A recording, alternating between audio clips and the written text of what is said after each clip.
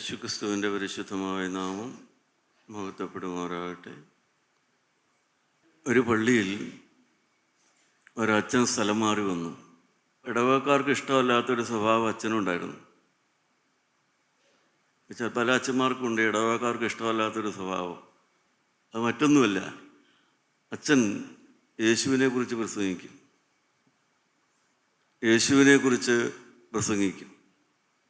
അച്ഛൻ്റെ പ്രസംഗം വേറെ ഒന്നും ആയിരിക്കില്ല, യേശുവിനെക്കുറിച്ചാണ് പ്രസംഗിക്കുന്നത്.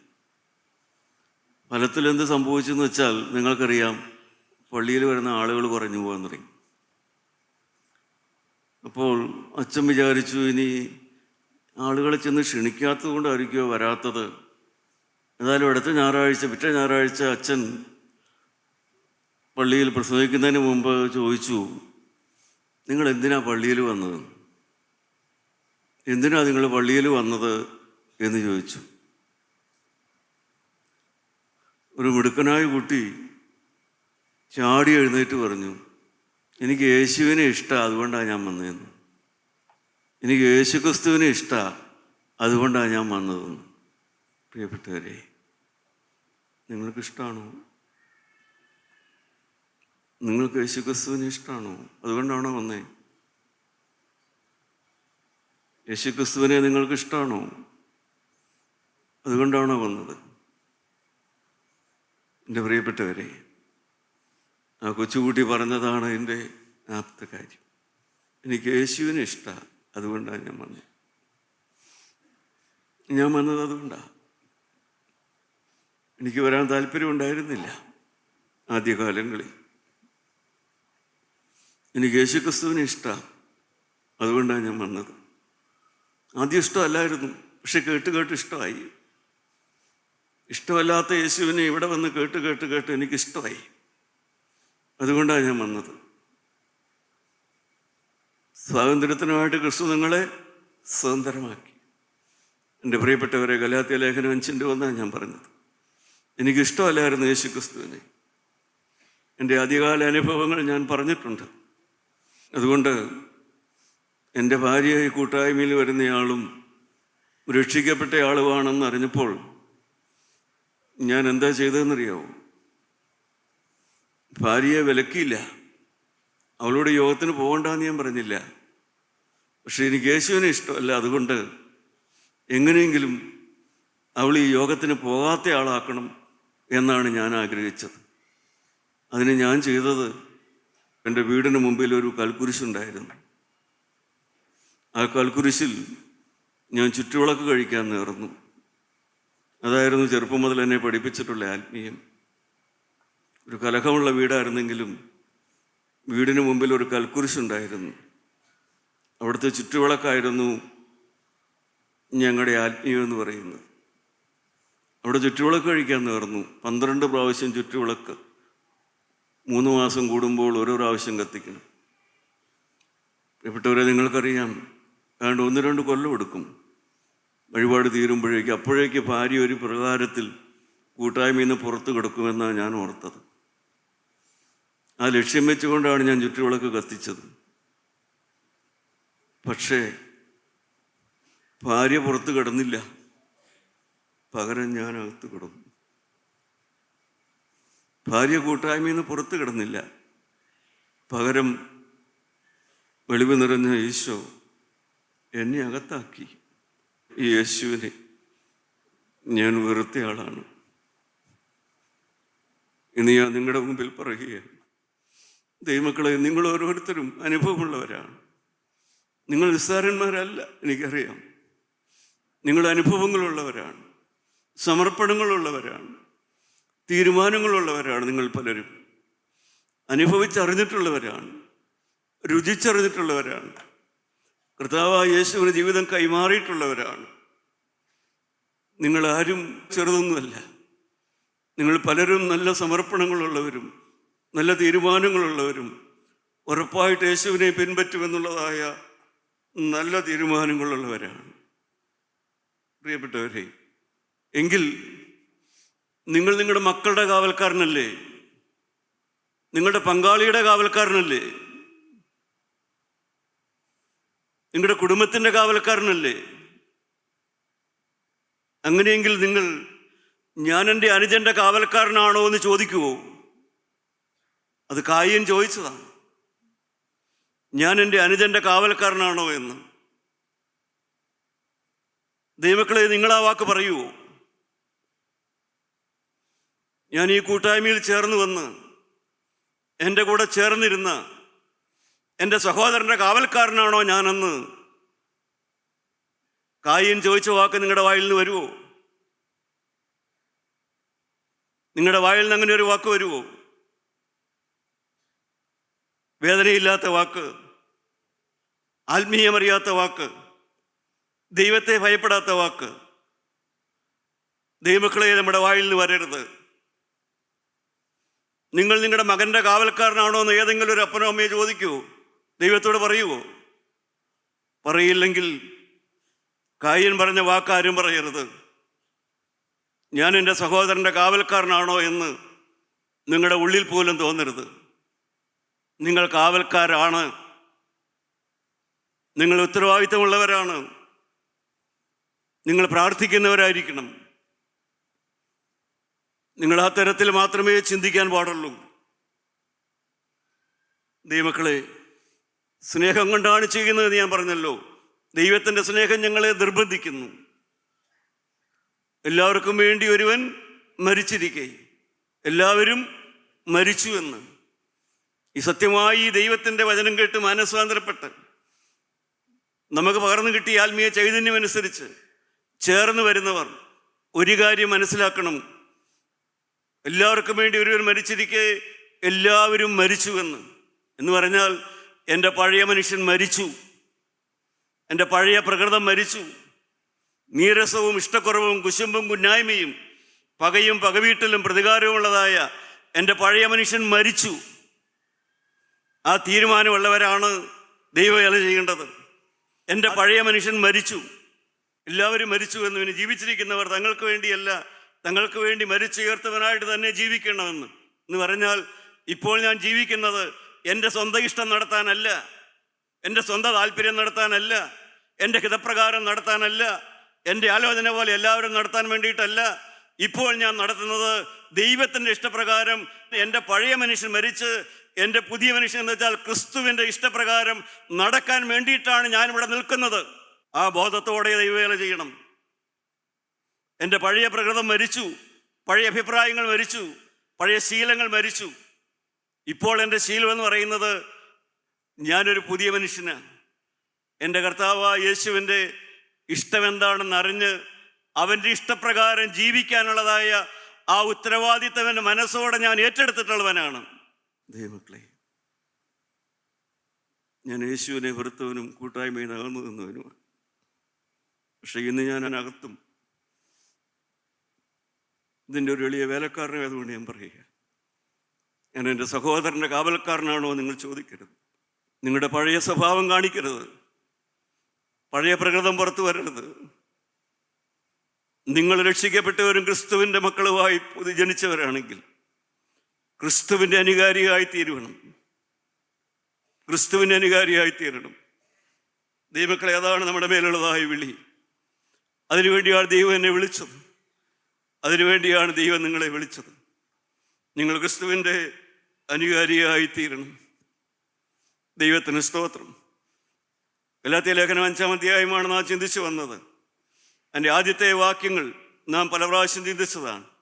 അതിൻ്റെ ചുരുക്കമെന്ന് പറഞ്ഞാൽ, കർത്താവായ യേശു ക്രിസ്തു എന്തിനു വേണ്ടി ലോകത്തിലേക്ക് വന്നു, എന്തിനാണ് ക്രിസ്മസ്, എന്തിനാണ് ഈസ്റ്റർ, എന്തിനാണ് ദുഃഖവെള്ളിയാഴ്ച, ഇതിൻ്റെ ഒന്നും വില എനിക്കറിയാൻ മേലാത്ത ഒരു കാലം എനിക്കുണ്ടായിരുന്നു, നിങ്ങൾക്ക് അനേകർക്കുണ്ടായിരുന്നു. യേശു എന്തിനാണ് വന്നത്, ക്രിസ്മസിൻ്റെ വില എന്താണ്, ഈസ്റ്ററിൻ്റെ വില എന്താണ്, ഇതൊന്നും അറിയില്ലാത്തൊരു കാലം നിങ്ങൾക്കുണ്ടായിരുന്നു. എന്നാൽ അതേസമയം പള്ളിയിൽ പോയാൽ എന്തോ ഗുണമുണ്ട്, പെരുന്നാളിന് പോയാൽ എന്തോ ഗുണമുണ്ട്, തീർത്ഥാടനത്തിന് പോയാൽ എന്തോ ഗുണമുണ്ട്, അതിനെല്ലാം എന്തോ വിലയുണ്ടെന്ന് വിചാരിച്ചിരുന്ന കാലം നിങ്ങൾക്കെല്ലാം ഉണ്ട്, എനിക്കുമുണ്ടായിരുന്നു. എന്നാൽ ഇവിടെ വന്ന് ദൈവത്തിൻ്റെ വചനം കേട്ടപ്പോഴാണ് എനിക്ക് മനസ്സിലായത് വില ഏതിനാണെന്ന്, ഏതിനാണ് മൂല്യമെന്ന്, ഏതിനാണ് വിലയെന്ന്. ക്രിസ്തുവിൽ ഞാൻ ആശ്രയിക്കുന്നതിനും ക്രിസ്തുവിൻ്റെ മരണത്തിനാണ് എൻ്റെ ജീവിതത്തിൽ വിലയുള്ളത്. ക്രിസ്തുവിൻ്റെ ക്രൂശ് മരണത്തിനാണ് എൻ്റെ ജീവിതത്തിൽ വിലയുള്ളത്. ക്രിസ്തുവിൻ്റെ പുനരുത്ഥാനത്തിനാണ് എൻ്റെ ജീവിതത്തിൽ വിലയുള്ളത്. അതെനിക്ക് മനസ്സിലാക്കി കിട്ടി. ദൈവമക്കളെ, അതാണ് അപ്പോസ്തലൻ അവരെ പഠിപ്പിച്ചത്. 5-ാം അധ്യായത്തിൻ്റെ 5-ാം വാക്യം വായിച്ചു നോക്കാം. ഞങ്ങളോ വിശ്വാസത്താൽ നീതി ലഭിക്കുമെന്നുള്ള പ്രത്യാശ നിവൃത്തിയെ ആത്മാവിനാൽ കാത്തിരിക്കുന്നു. അപ്പോസ്തലൻ പറയുകയാണ്, ഇന്ന് ഞങ്ങൾ ജീവിക്കുന്ന എങ്ങനെയാണെന്ന് വെച്ചാൽ ക്രിസ്തുയേശുവിനാൽ ആത്മാവിൻ്റെ വിശ്വാസത്താൽ നീതി ലഭിക്കുമെന്നുള്ള ആ പ്രത്യാശ നിവർത്തി. ദൈവമക്കളെ, ഇന്ന് കർത്താവായ യേശു ക്രിസ്തു അവൻ എനിക്ക് വേണ്ടി മരിച്ചത് കൊണ്ടാണ് എനിക്ക് പാപമോചനമുള്ളത്, എനിക്ക് ശുദ്ധീകരണമുള്ളത്, എൻ്റെ പ്രാർത്ഥന ദൈവം കേൾക്കുന്നത്, എനിക്ക് ദൈവരാജ്യമുള്ളത്, എനിക്കിന്ന് സ്വപ്നം കാണാനുള്ളത്. യേശു എനിക്ക് വേണ്ടി മരിച്ചത് കൊണ്ടാണ് എനിക്കെൻ്റെ ഭാവിയെക്കുറിച്ചൊരു സ്വപ്നമുള്ളത്, എൻ്റെ ഫ്യൂച്ചറിനെ കുറിച്ച് എനിക്ക് പ്രതീക്ഷയുള്ളത്, എൻ്റെ മരണശേഷമുള്ള ജീവിതത്തെക്കുറിച്ച് എനിക്ക് എന്തെങ്കിലും ഒരു സ്വപ്നം ഉണ്ടായതിൻ്റെ പിന്നിൽ യേശുവിൻ്റെ മരണമാണ് അതിൻ്റെ കാരണം. യേശു മരിച്ചത് കൊണ്ടാണ് എനിക്കങ്ങനെ ഒരു സ്വപ്നം പോലും കിട്ടിയത് എന്നാണ് അപ്പോസ്തലൻ പറയുന്നത്. ദൈവമക്കളെ, നിങ്ങൾക്ക് ഭാവിയെക്കുറിച്ച് സ്വപ്നമുണ്ടോ? നിങ്ങൾക്ക് പാപം ക്ഷമിച്ചു കിട്ടുമെന്ന് ഉറപ്പുണ്ടോ? ദൈവമക്കളെ, ആ സ്വപ്നങ്ങൾ ഉണ്ടാകണമെങ്കിൽ, നിങ്ങൾക്ക് ആത്മീയ സ്വപ്നങ്ങൾ ഉണ്ടാകണമെങ്കിൽ, ആത്മീയമായ ഭാവിയെക്കുറിച്ച് സ്വപ്നങ്ങൾ ഉണ്ടാകണമെങ്കിൽ, നിങ്ങളുടെ മരണാനന്തര ജീവിതത്തെക്കുറിച്ച് സ്വപ്നങ്ങൾ ഉണ്ടാകണമെങ്കിൽ യേശു നിങ്ങൾക്ക് വേണ്ടിയാണ് മരിച്ചതെന്നുള്ളതായ ആ നിർണയം നിങ്ങൾക്കുണ്ടാകണം. അതിനാലാണ് എനിക്ക് ആത്മീയ സ്വപ്നങ്ങൾ ഉണ്ടാകുന്നത്. സഹോദരീ സഹോദരന്മാരെ, നമുക്ക് ആത്മീയ സ്വപ്നങ്ങൾ ഉണ്ടാകണം. ദൈവവേല ചെയ്യുന്നതിൽ, ദൈവവചനം പറയുന്നതിൽ, നമ്മുടെ കുടുംബങ്ങൾ, കുഞ്ഞുങ്ങൾ ആത്മീയമായി വളർന്നു വരുന്നതിൽ എല്ലാം നമുക്ക് ആത്മീയ സ്വപ്നങ്ങൾ ഉണ്ടാകണം. ദൈവത്തിൻ്റെ രാജ്യത്ത് നാം എത്തിച്ചേരണം. ആ ആത്മീയ സ്വപ്നങ്ങൾ എങ്ങനെയുണ്ടാകും? ക്രിസ്തു എനിക്ക് വേണ്ടി മരിച്ചു എന്നുള്ളതായ ആ വിശ്വാസത്താലാണ് അതുണ്ടാകുന്നത്. ഒരു പ്രായം കഴിഞ്ഞതുകൊണ്ടുണ്ടാവില്ല. പ്രായമായവരെ നമ്മൾ എത്ര പേരെ കണ്ടിരിക്കുന്നു. മരണസമയത്ത് പോലും ദൈവമക്കളെ പ്രത്യാശയില്ലാത്ത എത്രയോ പേരെ നമ്മൾ കണ്ടിരിക്കുന്നു. പ്രത്യാശയില്ലാതെ മരിക്കുന്ന എത്രയോ പേരെ നമ്മൾ കണ്ടിരിക്കുന്നു. എന്തുകൊണ്ടാണ് പ്രത്യാശയില്ലാതെ പോയത്? ക്രിസ്തു മരിച്ചത് എന്തിനാണെന്ന് അറിയാതെ ക്രിസ്ത്യാനി എന്ന പേര് ജീവിക്കുന്നത് കൊണ്ടാണ് പ്രത്യാശയില്ലാതെ പോകുന്നത്. ഈ തിരുവചനം കേൾക്കുന്നവരെ ഓർപ്പിക്കട്ടെ. 6-ാമത്തെ വാക്യം വായിച്ചു നോക്കാം. ക്രിസ്തു യേശുവിൽ പരിച്ഛേദനയല്ല, അഗ്രചർമ്മവുമല്ല, സ്നേഹത്താൽ വ്യാപരിക്കുന്ന വിശ്വാസമത്രേ കാര്യം. ദൈവത്തിന് സ്തോത്രം. പ്രിയപ്പെട്ടവരെ, ഇന്ന് ജീവിക്കുന്നതിൻ്റെ പിന്നിൽ ഒരു ആവശ്യമുണ്ട്, ഒരു കാര്യമുണ്ട്, ഒരു നിത്യജീവൻ. അതിന് ഞാൻ ഓഹരിക്കാരനാണെന്ന് എനിക്കറിയാം. നിങ്ങൾക്ക് ആ ഓർമ്മയുണ്ടോ? ഞാൻ നിത്യജീവൻ ഓഹരിക്കാരനാണ്. ഞാൻ ദൈവരാജ്യത്തിന് ഓഹരിക്കാരനാണ്. ഞാനൊരു അവകാശിയാണ്. എനിക്ക് മരണത്തിന് ശീലയ്ക്ക് അപ്പുറത്തേക്ക് കിടക്കുന്ന ഒരു പ്രത്യാശ എനിക്കുണ്ട്. ഞാൻ ദൈവരാജ്യത്തിൽ എത്തേണ്ടവനാണ്. എൻ്റെ മരണം കഴിയുമ്പോൾ ഞാൻ ദൈവരാജ്യത്തിൽ കിടക്കേണ്ടവനാണ്. ആ ഒരു പ്രത്യാശ എനിക്കുണ്ട്. ദൈവമക്കളെ, ആ പ്രത്യാശ നിങ്ങൾക്കുണ്ടോ? ആ പ്രത്യാശ നിങ്ങളെ ഭരിക്കുന്നുണ്ടോ? അത് നിങ്ങളുടെ ജീവിതത്തിലെ നിർണയമായൊരു ഉറപ്പാണോ? സഹോദരങ്ങളെ, അതാണ് കാതലായ വിഷയം. ആ പ്രത്യാശ എനിക്കുണ്ടെങ്കിൽ, ആ പ്രത്യാശയുള്ളവൻ എന്താണ് ചെയ്യേണ്ടത്? ക്രിസ്തുയേശുവിൽ പരിച്ഛേദനയുമല്ല, അഗ്രചർമ്മവുമല്ല, സ്നേഹത്താൽ വ്യാപരിക്കുന്ന വിശ്വാസം അത്രയേ കാര്യമായിരിക്കുന്നത്. ദൈവമക്കളെ, ഇനി നമ്മുടെ ജീവിതത്തിൽ നിന്ന് വേണ്ടത് എന്താണ്? Love Jesus. യേശുവിനെ സ്നേഹിക്കുക, യേശുവിനെ സ്നേഹിക്കുക. ഐ ലവ് ജീസസ് എന്ന് പറയുക. ഞാൻ പറഞ്ഞു തന്നല്ലോ പ്രിയപ്പെട്ടവരെ, എൻ്റെ ജീവിതത്തിലെ ആഗ്രഹം അതാണ്. ഞാനിങ്ങനെ പറയാറുണ്ട്, കർത്താവേ, എനിക്കതിൻ്റെ അനുകാരിയാകണം. പൗലോസ് പറഞ്ഞ വാക്കാണ്, ക്രിസ്തുവിൻ്റെ അനുകാരിയാകാൻ എനിക്ക് പറ്റുമോ? പ്രിയപ്പെട്ടവരെ, ക്രിസ്തു ചെയ്തതെല്ലാം ചെയ്യാൻ എന്നെ കൊണ്ട് പറ്റുമോ? നമ്മൾ ആരെ കൊണ്ട് സാധിക്കില്ല. ക്രിസ്തുവിൻ്റെ അനുകാരിയാകുക, ക്രിസ്തു ചെയ്തതെല്ലാം ചെയ്യാൻ നമ്മൾ ആരെ കൊണ്ട് സാധിക്കില്ല. പക്ഷേ എനിക്ക് ചെയ്യാവുന്ന ചിലതെല്ലാം ഉണ്ട്, അത് ചെയ്യുക. ക്രിസ്തുവിൻ്റെ അനുകാരിയാകുക. ക്രിസ്തു സ്നേഹിച്ചതുപോലെ എനിക്ക് സ്നേഹിച്ചുകൂടെ? ക്രിസ്തു സ്നേഹിച്ചതുപോലെ എനിക്ക് സ്നേഹിച്ചുകൂടെ? ക്രിസ്തു കരുണയോടെ സംസാരിച്ചതുപോലെ എനിക്കും എളിമയോടെ സംസാരിച്ചുകൂടെ? ക്രിസ്തു ആരെയും ശകാരിച്ചില്ല. ശകാരം കേട്ടിട്ടും ശകാരിച്ചില്ല. ശകാരം കേട്ടിട്ടും എനിക്ക് ശകാരിക്കാതിരുന്നുകൂടെ? ക്രിസ്തുവിൻ്റെ അനുകാരിയായിക്കൂടെ? യേശുവിനെ സ്നേഹിച്ചുകൂടെ? ദൈവമക്കളെ, ചോദ്യം നിങ്ങളുടെ ഹൃദയത്തോടാണ്. ദൈവത്തിൻ്റെ ആത്മാവ് ചോദിക്കുന്നത്, ക്രിസ്തുവിൻ്റെ അനുകാരിയായിക്കൂടെ? കർത്താവായ യേശുവിൽ നിങ്ങൾക്ക് ഒന്ന് വിശ്വസിച്ചുകൂടെ? ദൈവമക്കളെ, ഇനിയും വെറുതെയുള്ളതായ ആ പാരമ്പര്യത്തിൻ്റെ ഓട്ടത്തിന് പകരമായി യേശുവിലേക്ക് നിങ്ങൾക്കൊന്ന് കോൺസെൻട്രേറ്റ് ചെയ്തുകൂടെ? ഒരു പാപം മാത്രമല്ല പ്രിയപ്പെട്ടവരെ. നിക്കോദീമോസിനോട് യേശു പറഞ്ഞു, നീ വീണ്ടും ജനിക്കണമെന്ന് പറഞ്ഞു. അവൻ്റെ ഏതെങ്കിലും പാപം വിടേണ്ട കാര്യമല്ല പറഞ്ഞത്. പാപം വിട്ടേ മതിയാവുകയുള്ളൂ.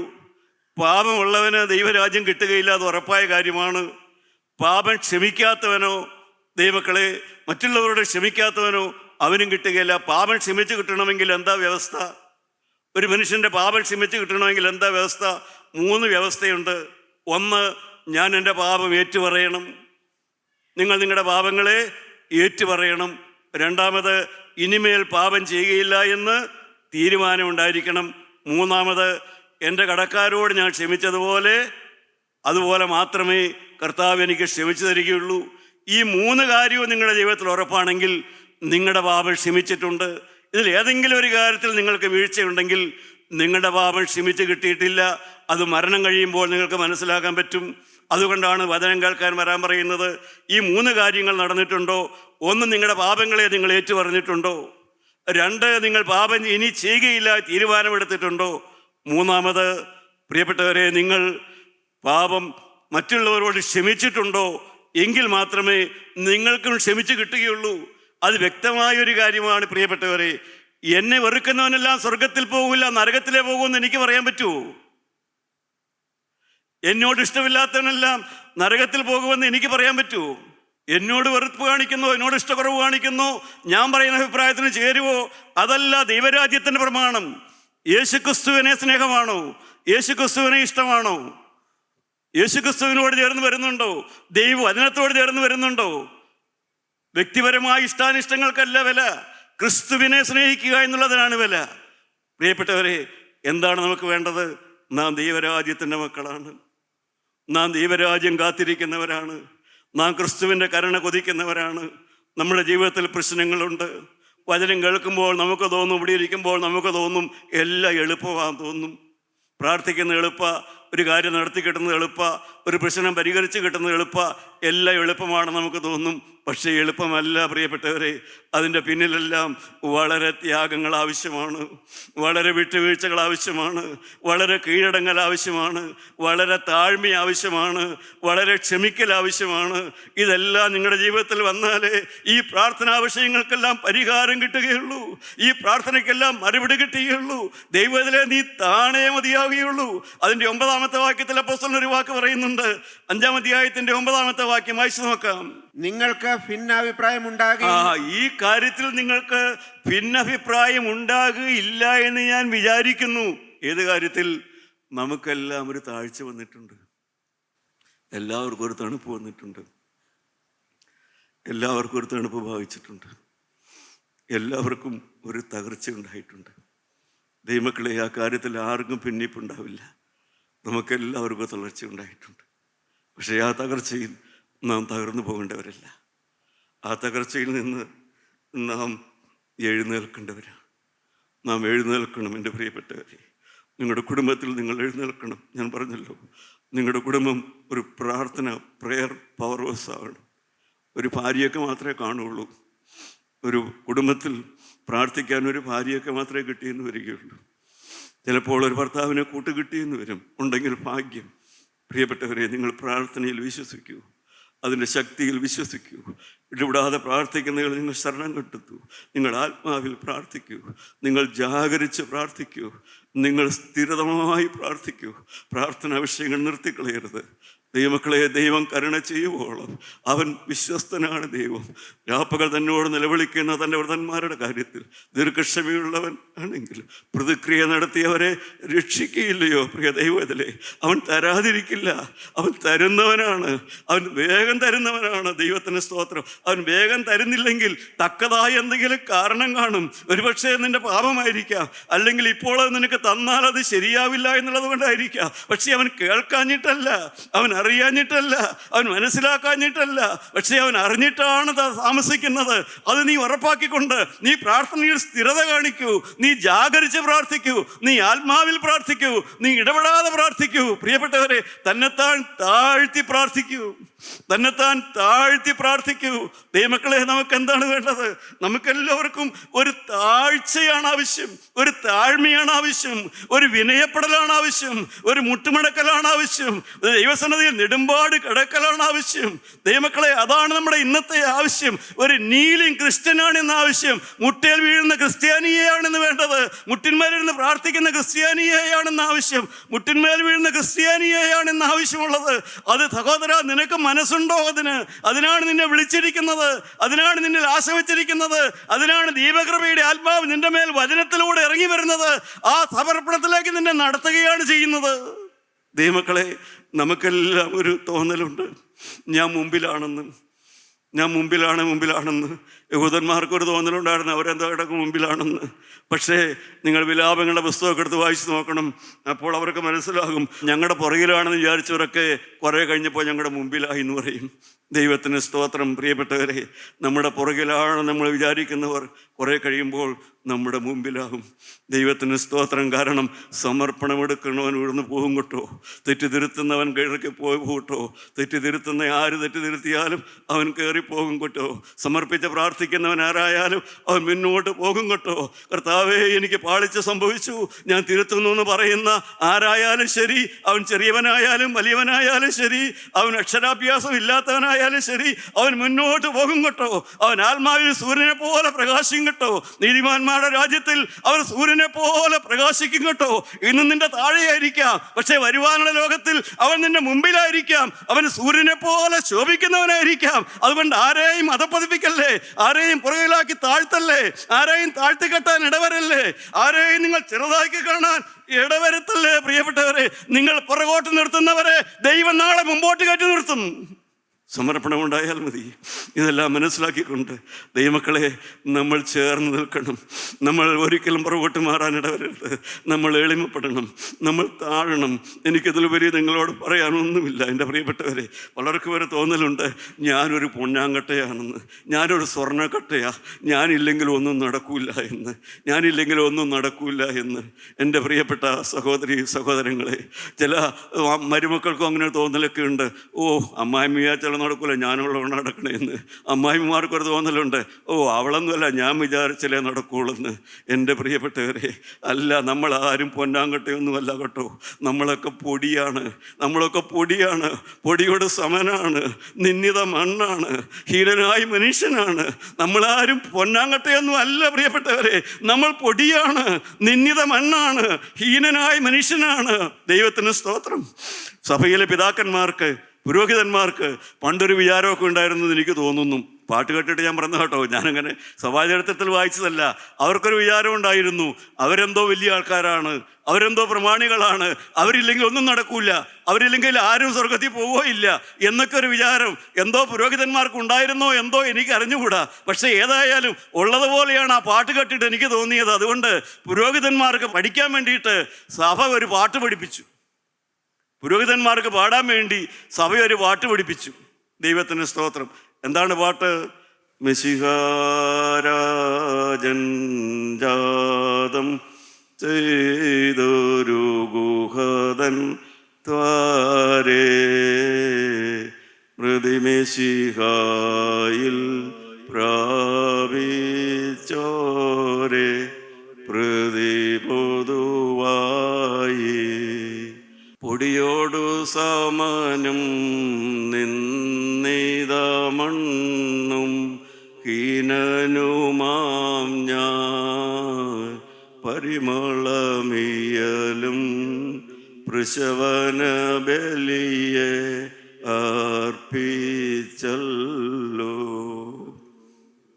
കുർബാനയിൽ ഈ അച്ഛനെ ഞാൻ ആരാണെന്ന് ഞാൻ തോന്നിപ്പോയെങ്കിൽ ഈ പാട്ട് പാടാനാണ് പറഞ്ഞേക്കണേ.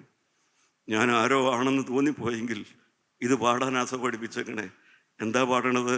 മിശിഹാരാജൻ ജാതം ചെയ്ത ഗുഹതൻ താരെ എന്ന് പറഞ്ഞാൽ ഏതെങ്കിലും ഒരു ഗുഹയുടെ വാതിക്കൽ നിന്ന് പ്രാർത്ഥിക്കുന്നതല്ല. മിശിഹാരാജൻ ജാതം ചെയ്ത ഗുഹ എന്ന് പറഞ്ഞാൽ ആത്മീയമായി പരിപാവനപ്പെട്ട ഒരു സ്ഥലമെന്ന് മാത്രമേ അതിനർത്ഥമുള്ളൂ. പ്രിയപ്പെട്ടവരെ, അവിടെ ഞാൻ ഒരു ബലി അർപ്പിച്ചു, പരിഹാര ബലി അർപ്പിച്ചു. ഞാൻ ആരാ? ഞാൻ പൊടിയോടു സമനും നിന്ദിത മണ്ണും, ഞാൻ ഹീനനുമായ ഒരു മനുഷ്യനാണ്. ഞാൻ ഇതിനൊരു പാപപരിഹാര ബലി അർപ്പിച്ചു പോയി. ദൈവമേ, അവിടുന്ന് കൈക്കൊള്ളണമേ.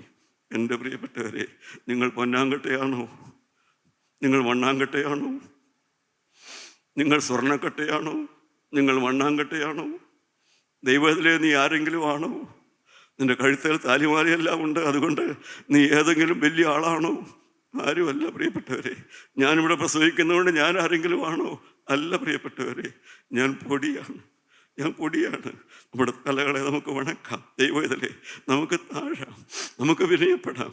ഞാൻ പൊന്നാങ്കട്ടയൊന്നുമല്ല, ഞാൻ പൊടിയാണ്. ഞാൻ പൊടിയോട് സമനാണ്. ഞാൻ നിന്ദിത മണ്ണാണ്. ഞാൻ സ്വർണ്ണക്കട്ടയല്ല, ഞാൻ മണ്ണാങ്കട്ടയാണ്. ഞാൻ ജഡസ്വഭാവമുള്ള മനുഷ്യനാണ്. ഞാൻ കോപിച്ചു പോകുന്ന മനുഷ്യനാണ്. ഞാൻ ഇളറിപ്പോകുന്ന മനുഷ്യനാണ്. ഞാൻ ശാപവാക്ക് പറയുന്ന മനുഷ്യനാണ്. ഞാൻ എഴുതാത്ത വഴിക്ക് പലതോ പോയി പോകുന്നൊരു മനുഷ്യനാണ്. ഞാനൊരു പൊന്നാങ്കട്ടയൊന്നുമല്ല. ഞാൻ ആത്മാവിൽ വീണ്ടെടുക്കപ്പെട്ടവനാണെങ്കിലും എൻ്റെ ഇന്നത്തെ അവസ്ഥ ചെറുതാണ് കർത്താവേ. വളരെ വളരെ ഹീനമായൊരവസ്ഥയിലാണ് ഞാൻ നിൽക്കുന്നത്. അവിടെ നിന്നുകൊണ്ടാണ് ഞാൻ ഈ വേല ചെയ്യുന്നത്, ഞാൻ ഈ പാട്ട് പാടുന്നത്, ഞാൻ ഈ പ്രാർത്ഥിക്കുന്നത്. എല്ലാം അതാണ് ദൈവമേ. അതെ, ക്രൂശിലേക്ക് നോക്കിക്കൊണ്ടാണ് പ്രാർത്ഥിക്കുന്നത്. ദൈവത്തിന് സ്തോത്രം. ദൈവമക്കളെ, നിങ്ങൾക്ക് എന്നോട് ചേർന്ന് പാടാൻ സാധിക്കുമോ? ആദ്യത്തെ 2 വരി പാടണ്ട, 2ാമത്തെ വരി മാത്രം പാടിയാൽ മതി. നിങ്ങളുടെ അഭിപ്രായമാണെങ്കിൽ പാടിയാൽ മതി. നിങ്ങൾക്കങ്ങനെ ഉറപ്പുണ്ടെങ്കിൽ പാടിയാൽ മതി. നിങ്ങൾ പൊടിയാണ് കർത്താവേ, ഞാൻ പൊടിയാണ്. ഞാൻ വെറും മണ്ണാണ്. ഞാൻ കുറവുള്ളവനാണ്. ഞാൻ തകർന്നവനാണ്. ഞാൻ തെറ്റുള്ളവനാണ്. ഞാൻ വീഴ്ചയുള്ളവനാണ്. ഞാൻ പൊടിയാണ്. ഞാൻ നിന്ദിതനാണ് കർത്താവേ. വെറുക്കപ്പെടേണ്ട പല സ്വഭാവങ്ങളും എനിക്കുണ്ട്. എൻ്റെ സ്വഭാവം പലർക്കും സഹിക്കാൻ പറ്റില്ല. വെറുക്കപ്പെടേണ്ട പല സ്വഭാവങ്ങളും എനിക്കുണ്ട്. ഞാൻ നിന്ദിത മണ്ണാണ്. ഞാൻ ഹീനനായൊരു മനുഷ്യനാണ് കർത്താവേ. ആ തീരുമാനമുള്ളവർക്ക് എന്നോട് ചേർന്ന് പാടാം. പൊടിയോടു സമാനം നിന്ദിത മണ്ണും ഹീനനുമാം ഞാൻ. ദൈവമക്കളെ, ഞാൻ ഓർക്കാറുണ്ട് എനിക്കത് പാടാവോ എന്നും. ബഹുമാനപ്പെട്ട അച്ഛന്മാര് തലയിൽ അഭിഷേകമുള്ളവരാ. നമ്മുടെ അഭിഷേകം ഹൃദയത്തിലാണ്. എൻ്റെ നിങ്ങളുടെ അഭിഷേകം ഹൃദയത്തിലാണ്. രാജകീയ പുരോഹിത വർഗമാണ്. ഹൃദയത്തിൽ അഭിഷേകമുള്ളവർ. ഹൃദയത്തിൽ അഭിഷേകം കൊണ്ടാണ് പാടുന്നത്. കർത്താവെ, ഞങ്ങളുടെ കൂട്ടത്തിൽ ആത്മാവിൽ മരിച്ചു കിടക്കുന്ന പലരുമുണ്ട്. എൻ്റെ കുടുംബത്തിലുണ്ട്, ഞാനുമുണ്ട്. ദൈവത്തിന് സ്തോത്രം. മരിച്ചു കല്ലറയിൽ കിടക്കുന്നവർക്ക് വേണ്ടിയല്ല പ്രാർത്ഥിക്കുന്നത്, ആത്മാവിൽ മരിച്ചവർക്ക് വേണ്ടിയാണ് പ്രാർത്ഥിക്കുന്നത്. ആത്മാവിൽ മരിച്ചു കിടക്കുന്നവർക്ക് വേണ്ടിയാണ് പ്രാർത്ഥിക്കുന്നത്. കല്ലറയ്ക്കകത്ത് പോയവർക്ക് വേണ്ടിയല്ല. ഇപ്പോൾ ഈ ഹോളിലിരിക്കുന്ന, ഈ വചനം കേൾക്കുന്ന ആത്മാവിൽ മരിച്ചു കിടക്കുന്നവർക്ക് വേണ്ടിയാണ്. പൊടിയുടെ സമനും നിന്നത മണ്ണും ഹീനനുമായ ഞാൻ പ്രാർത്ഥിക്കുന്നത്. കർത്താവേ, ഒരു ജീവൻ അയക്കണമേ, ഒരു ജീവൻ ഇറങ്ങി വരണമേ, ഒരു ജീവൻ്റെ ആത്മാവ് ഇറങ്ങി വരണമേ. ഹല്ലേലൂയ. മരിച്ചവർ ജീവിക്കട്ടെ കർത്താവേ. മരിച്ച മൃതന്മാർ എഴുന്നേൽക്കട്ടെ കർത്താവേ. മരിച്ചവർ ചൈതന്യം പ്രാപിക്കട്ടെ കർത്താവേ. ആത്മാവിൽ ഒരു തീജ്വാല അയക്കണമേ കർത്താവേ. ഞങ്ങളുടെ മധ്യത്തിലേക്ക് ഒരു തീജ്വാല അയക്കണമേ. പൊടിയോട് സമനും നിന്നതവണ്ണം ഹീനനുമായ ഞാൻ എൻ്റെ കർത്താവേ, ആത്മാവിൽ മരിച്ചു കിടക്കുന്ന എൻ്റെ പ്രിയപ്പെട്ടവർക്ക് വേണ്ടിയും നിങ്ങൾ എനിക്ക് വേണ്ടി, ഞാൻ നിങ്ങൾക്ക് വേണ്ടി പ്രാർത്ഥിക്കുകയാണ് കർത്താവേ. ഞങ്ങളുടെ മധ്യത്തിലേക്ക് ഒരു തീ അയക്കണമേ കർത്താവേ, ഒരു തീജ്വാല അയക്കണമേ കർത്താവേ. ഈ ജനം വന്ന് എഴുന്നേൽക്കട്ടെ ദൈവമേ. ആത്മാവിൽ ഒരു ജീവൻ പ്രാപിക്കട്ടെ, ആത്മാവിൽ ചൈതന്യം പ്രാപിക്കട്ടെ കർത്താവേ. ഞാൻ പൊടിയാണ്, ഞാൻ പൊടിയാണ്, ഞാൻ നിന്ദിത മണ്ണാണ്, തെറ്റുള്ള മനുഷ്യനാണ്, ഹീനനായ മനുഷ്യനാണ്, ഹീനമായ പല സ്വഭാവങ്ങളുണ്ട്. എങ്കിലും ദൈവമേ, ആത്മാവിൽ മരിച്ചു കിടക്കുന്ന എൻ്റെ സഹോദരങ്ങളും എഴുന്നേൽക്കട്ടെ. ആത്മാവിൽ മരിച്ചു കിടക്കുന്ന എൻ്റെ പ്രിയപ്പെട്ട കുഞ്ഞുങ്ങളും എഴുന്നേൽക്കട്ടെ. ആത്മാവിൽ മരിച്ചു കിടക്കുന്ന എൻ്റെ രക്തത്തിൻ്റെ രക്തവും മാംസത്തിൻ്റെ മാംസവുമായ എല്ലാവരും എഴുന്നേൽക്കട്ടെ. Hallelujah, hallelujah, hallelujah, hallelujah. ദൈവജനമേ, ഒരാത്മപ്രവാഹം വരട്ടെ, ആത്മാവ് തീ പോലെ ഇറങ്ങി വരട്ടെ. നിങ്ങൾ എഴുന്നേൽക്കുവീൻ ദൈവജനമേ. ഒരു ചൈതന്യത്തിലേക്ക് വരുവീൻ, സമർപ്പണത്തിലേക്ക് വരുവീൻ, തീരുമാനത്തിലേക്ക് വരുവി. ഞാനൊന്ന് കരം ഉയർത്താൻ പറഞ്ഞാൽ നിങ്ങൾ ഉയർത്തും. പക്ഷേ ഞാനൊരു പൊടിയാണെന്നും നിന്ദിത മണ്ണാണെന്നും ഹീനനായൊരു മനുഷ്യനാണെന്നും കർത്താവേ, മരിച്ചവർക്ക് വേണ്ടി, ആത്മാവിൽ മരിച്ചവർക്ക് വേണ്ടി ഞാൻ പ്രാർത്ഥിക്കുമ്പോൾ എനിക്കൊരു ജീവൻ തരണമെന്ന് നിങ്ങൾക്ക് ആഗ്രഹമുണ്ടെങ്കിൽ നിങ്ങൾ കരങ്ങളും ഉയർത്തു പ്രിയപ്പെട്ടവരെ. Hallelujah, hallelujah. യേശുവേ, ഞാൻ നിന്നെ സ്തുതിക്കുന്ന കർത്താവേ. ഈ ആത്മാക്കൾ എഴുന്നേൽക്കണമേ, ഒരു ചൈതന്യം വരണമേ, ഒരു നവചൈതന്യം മരണമേ, ഒരു പുതിയ വ്യാപാരം ഉണ്ടാകണമേ, ഒരു പുതുക്കത്തിൻ്റെ അനുഭവം ഉണ്ടാകണമേ കർത്താവേ. ദൈവമേ, ഞങ്ങൾ പുറത്ത് നിൽക്കാൻ കുതിച്ചവർ, നീ ഞങ്ങളെ അകത്താക്കി, നീ ഞങ്ങളെ മുമ്പിലാക്കി. ദൈവമേ, ഇനി പുറകോട്ടില്ല, ഇനി അകന്ന് നിൽക്കാനില്ല, ഇനി അകന്ന് നിൽക്കാനില്ല. ഇനി യേശുവിന് വേണ്ടി, ഇനി യേശുവിന് വേണ്ടി, ഇനിയുള്ള ജീവിതം യേശുവിന് വേണ്ടി കരങ്ങളെ താഴ്ത്തിയിടാം. ദൈവത്തിൻ്റെ ആത്മാവ് നിങ്ങളോട് സംസാരിക്കട്ടെ. നമുക്ക് ശ്രദ്ധയോടെ ഇരിക്കാം. ദൈവനാമം മുഹത്വപ്പെടുമാറാകട്ടെ.